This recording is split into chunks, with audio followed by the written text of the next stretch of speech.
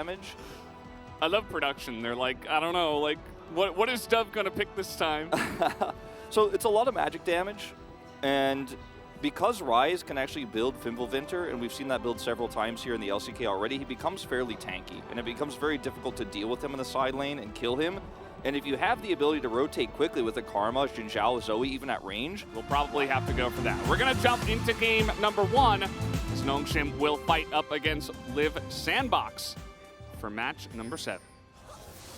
As he goes very low, we'll have that attached cooldown.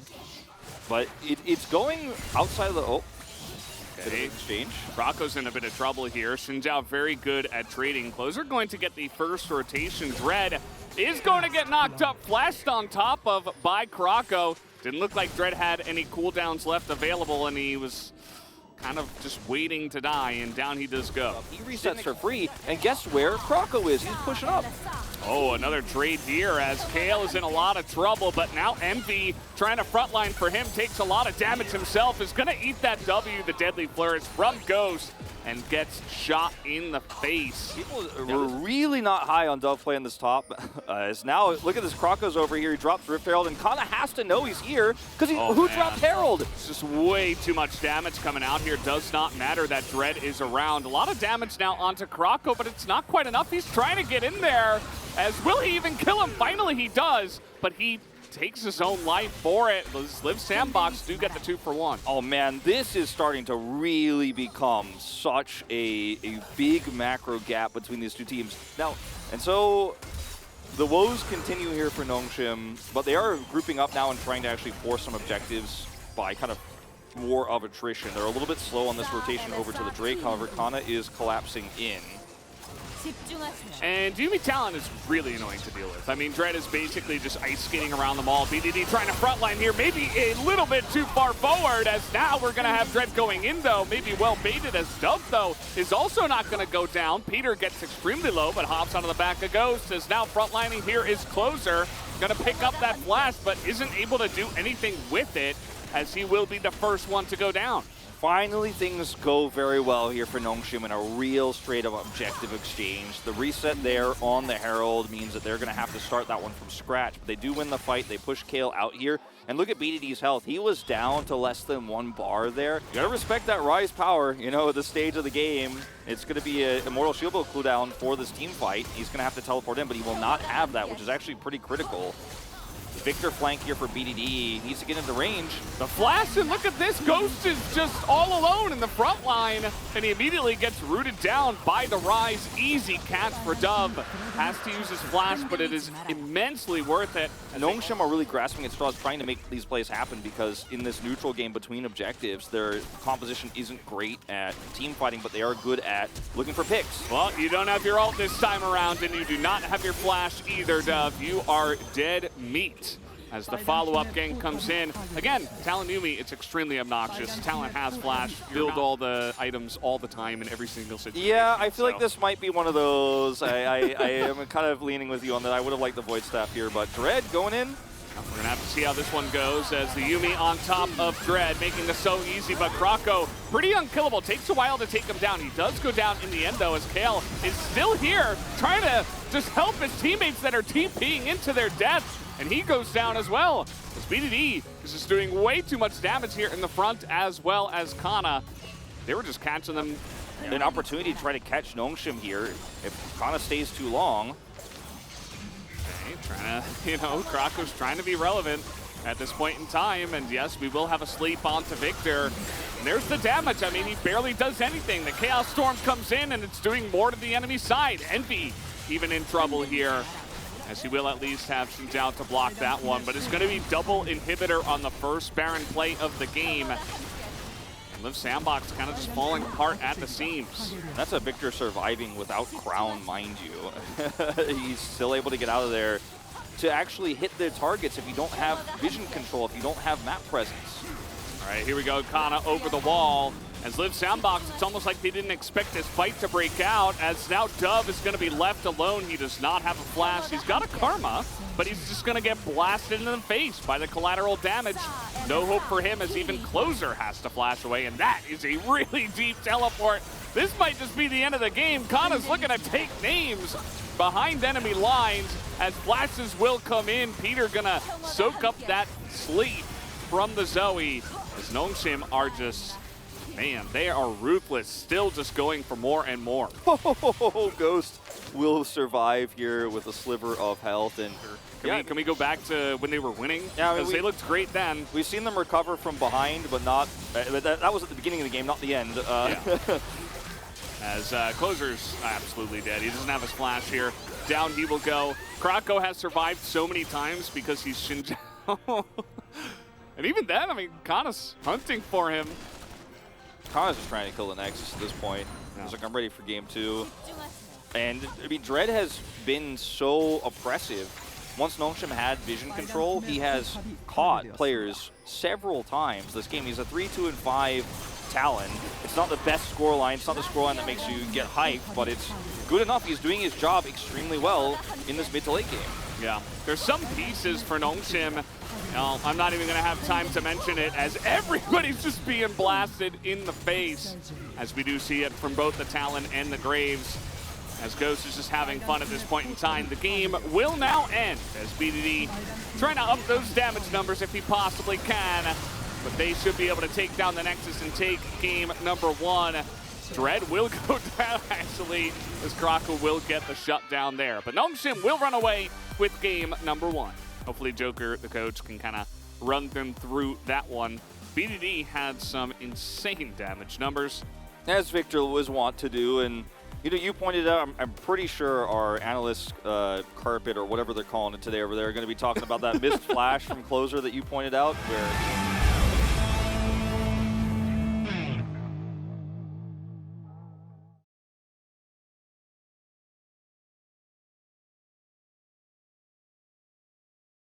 stable enough for Dove to where you can actually side lane later on.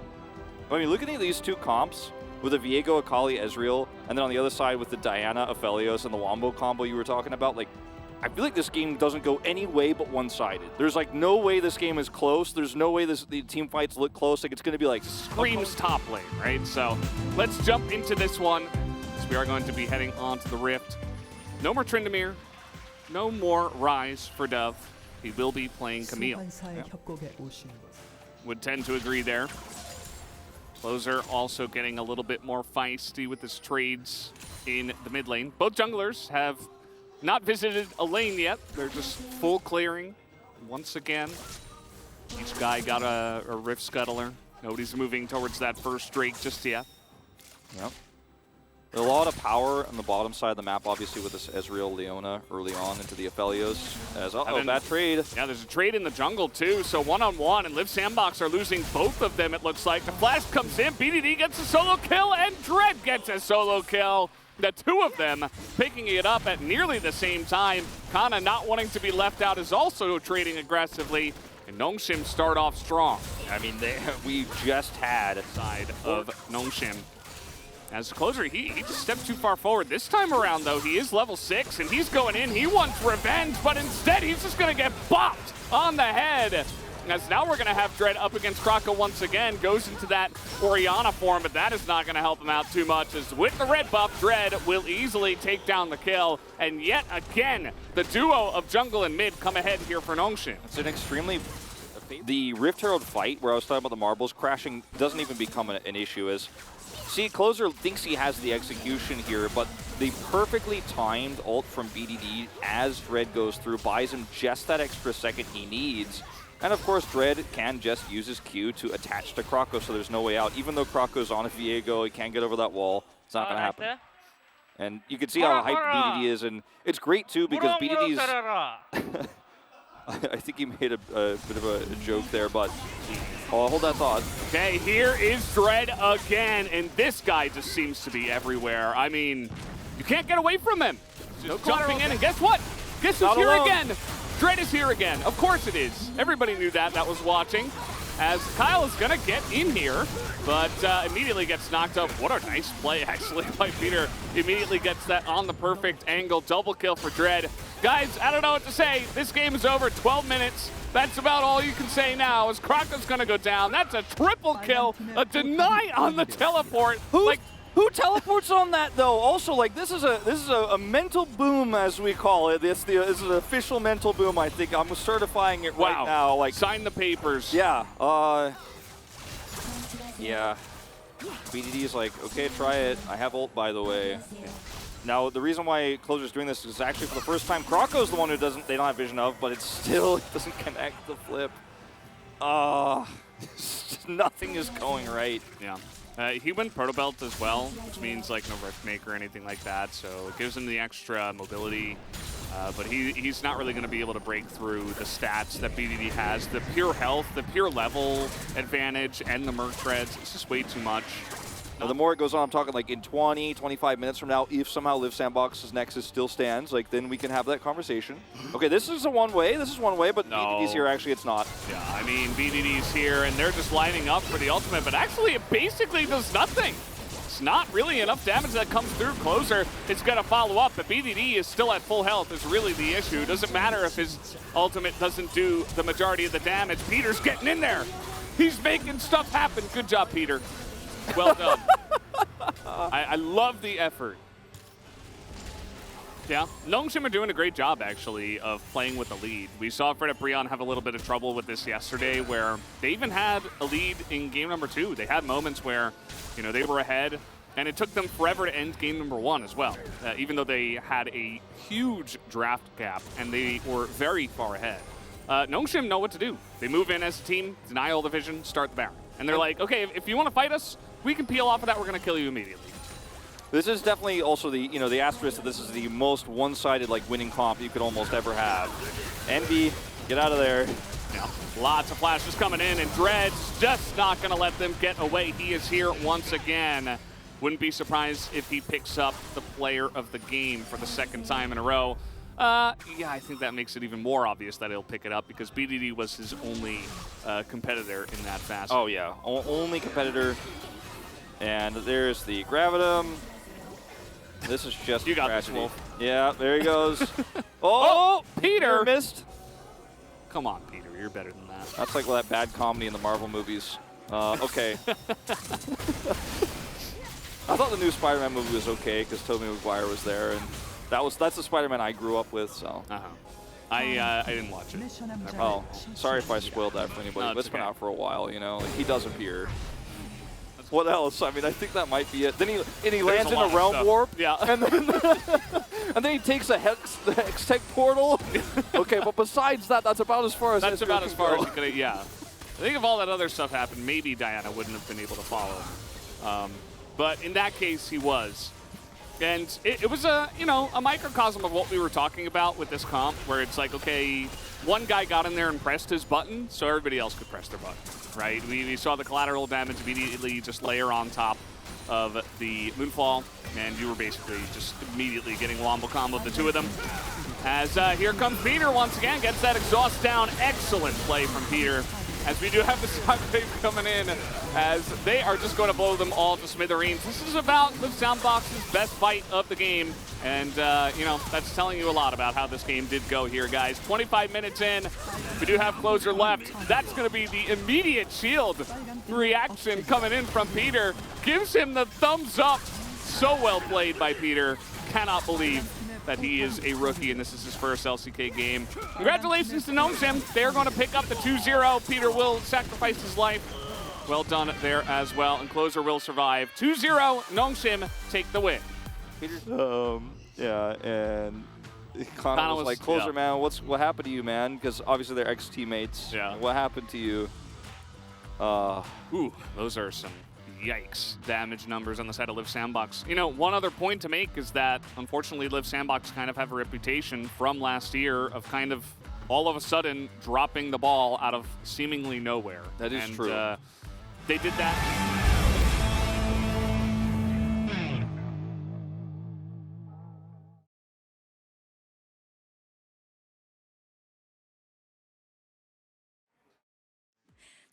Thank you very much, guys. This is Season with the Interpret Translation. Here we are joined by Dread at the solo POG of Nongshim Red Force. Congratulations!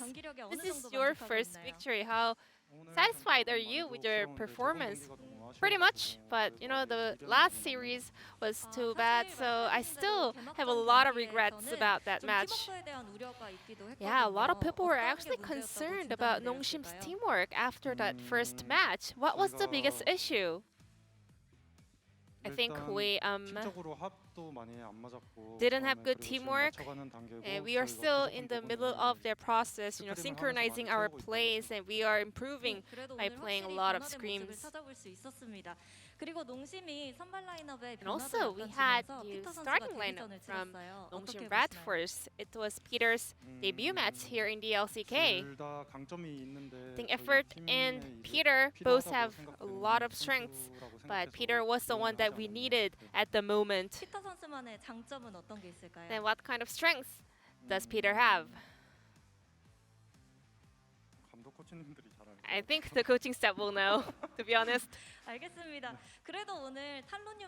However, the Talon Yumi combo was awesome. You were, you know, roaming all over the map with that little cat around you. I mean, to be perfectly honest, you know, our laners just winning lane, hitting prio, and the draft was so perfect from our coaching staff, so it was very easy for us to secure the win. So you guys first picked Yumi and then added Talon. Could you break down that duo? Yumi. Oh, we always thought that champion was on top of the tier list, and also because a lot of jungle champions got banned, we just had to, you know, play Talon. It was more of a spur of the moment kind of a pick. I mean, we did prepare it a little bit, but we were not predicting that we're gonna play it today. Still, you won the POG on the Talon pick as well. Well, I did make a mistake in the early game, so it was actually all about my teammates just carrying the game. And TF was available, was let through for the first time, the split, but neither of the teams are picking him. Why do you think that was? I mean, TF does have a very strong points, but other AP champions are also really good right now. Game 2, Red, your Diana was controlling the entire Rift, and Hana Life Esports did ban it away from you in the last series as well, and Diana is very popular all over the globe. How do you rate this champion right now in terms of tier list? She's really weak in the early game. So the laner actually has to help the jungler a lot. So, which means she is not definitely the top tier champion. It's more of a, you know, pocket pick. And I guess that is why Dread kept mentioning the prio the laners had throughout the series. And BDD was so happy after having back-to-back kills. He was shouting out, you know, get fed, our champions. Well, I was too focused up, I couldn't really hear that. So, what was the most critical moment in that game number 2? Letting Diana get so fed. I think the first blood, you know, and that was kind of accelerated the scaling of Diana. Dread, you are now wearing a new jersey this season, right? What's your mindset or goal for 2022? This is my second team ever, you know, Nongshim Bradford. So I hope to showcase better performance. I will look forward to more support from the fans. Your next opponent will be Taman Kia. You'll be facing up against Kenyon. What's your plan or mindset heading into that series? Nothing much. Nothing special, you know. I mean, he's a talented player. He's a great player. So I do feel kind of pressured. But, you know, we'll just try to do our best in order to play as we normally do. Lastly, message over to the fans, please. We, you know, our first match was very disappointing. But still, we will do our best to keep improving. So I will look forward to your continuous support. 파이팅! Yay! fighting from Dread. Congratulations on the win, and this will be the end of the interview from Dread, and back to the analyst desk.